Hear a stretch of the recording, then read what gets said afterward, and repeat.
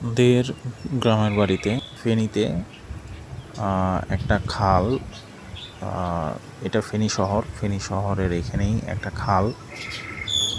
এই খালে সময় এসে দেখি এখানে শাপলা শালুক ফুটে থাকে। এখন মনে হয় শাপলা সব তুলে ফেলছে, শুধু শাপলার পাতাগুলো রয়ে গেছে। পুরো খাল জুড়ে শাপলার পাতা ছড়িয়ে ছিটিয়ে আছে।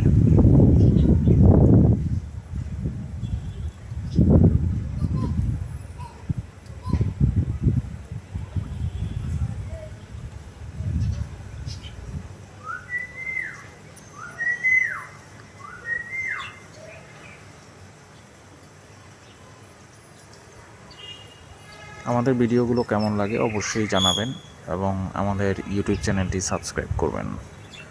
ধন্যবাদ সবাইকে। আসসালামু আলাইকুম।